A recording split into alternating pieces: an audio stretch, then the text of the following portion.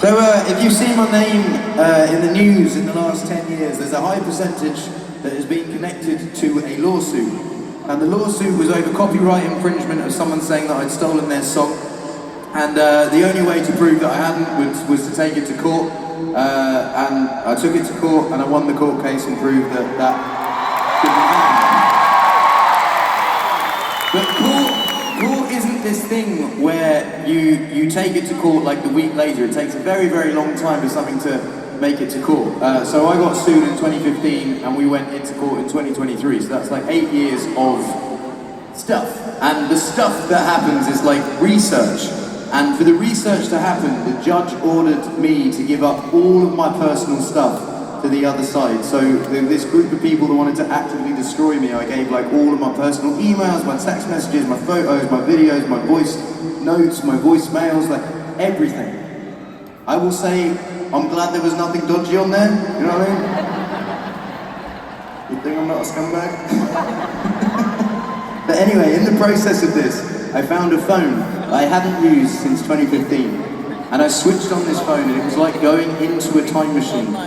The first text message was from my friend Jamal, who I'd written Eyes Closed about, who had passed away in 2022, a year before. And I found myself just scrolling text messages with him right up to the point where we met when we were teenagers. And it's like, it's really kind of like, it spins you out when you're seeing like conversations with people that aren't here anymore. And then the next one was like text messages from a family member I haven't spoken to in a long time. That was kind of weird. And then there was a group of text messages that I found quite funny looking at because it was an argument with an ex-girlfriend, but it was like mid-argument, unresolved, which meant that I was in the argument and went, oh, this, and just switched it off and put it in a box. But coming back to it, mid-30s, you know, I was reading the argument, you know, the back and forth, and I was like, do you know what, hindsight, you had a point.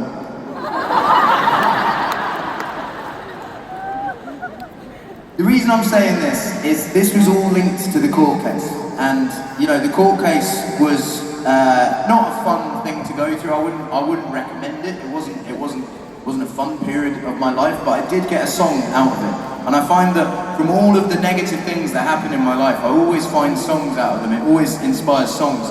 It's why I think people come to gigs, and why I think largely that no one wants a happy artist. People like sad songs. People want artists to have sad days, so they write sad songs.